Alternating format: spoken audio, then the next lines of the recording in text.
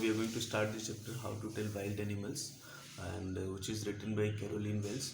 Let us see who is she, and let us know a little bit about her. Here you can see her photograph. Caroline Wells was born on June 18, 1862, and she died on 26 March 1942. Was an American writer, and she was born in Rahway, New Jersey. New Jersey is a state in America. She was the daughter of William E. and Anna Wells. She died at the Flower Fifth Avenue Hospital in New York City in 1942. So this is a little bit about her, who Caroline Wells is. And now let us see what this poem is about. How to Tell Wild Animals. Let us know a little bit about this poem introduction. In the poem, the poet has explained the characteristics of various wild animals in a very funny way.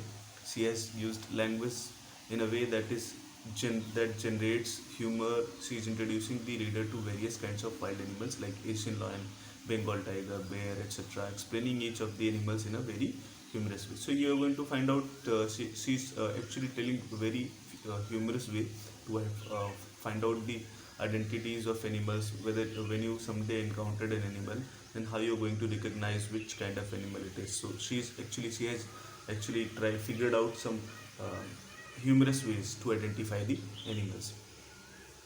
Summary of the poem. The poet is describing various wild animals. Here you'll find in the poem that she is actually describing about various wild animals.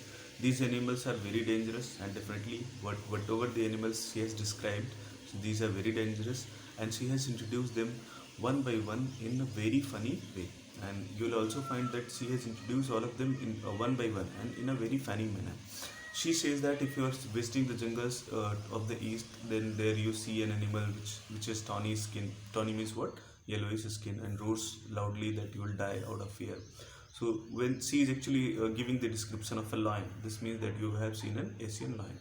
Next in the line, she's talking about Bengal tiger. Then someday while you are roaming there and you encountered some royal animal, someone who's from a great family, or someone who's from aristocratic family, noble family, then and it attacks on you and it kills you, then you just suddenly get to know that it is what? Bengal tiger. So she says by abiding humor that if this beautiful black striped animal kills you and eats you, then you have surely met a Bengal tiger. After this, she says that if the reader met an animal that has black spotted skin and it at once jumps on him, then it means that the reader has met the leopard. And she gives the description of leopard that it has black stripes on it, and then what will it do? It will jump on it. In this manner you can recognize it is a leopard. She says that if one will cry out in pain, it may be of no use, as the leopard will not stop attacking him again and again. So she says that if you are feeling a lot of pain at that time, you do not just think about it that it is going to stop, because it is a leopard and it is going to attack again and again. Then it means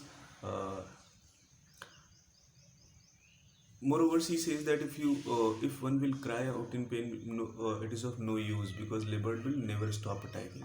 Then she moves on to the bear, and she describes about bear that bears will give you a very tightly hug. Then after that, she moves on to describe some other animals, and then after that she actually gives a difference between crocodile uh, and a hyena, that how you can identify whether it is a crocodile or a hyena, because they both are beasts of prey. They both are hunters, and how you're going to recognize which one is hyena, which one is crocodile. So she gives a very simple way that hyenas smile and crocodiles cry. So in this manner you can identify them. Then she moves on to chameleon. She describes that it is a kind of lizard. It looks like a lizard, and but the only thing is that when you do not see anything on the tree, you will find what? A chameleon there. So this is the way she actually describes all the animals.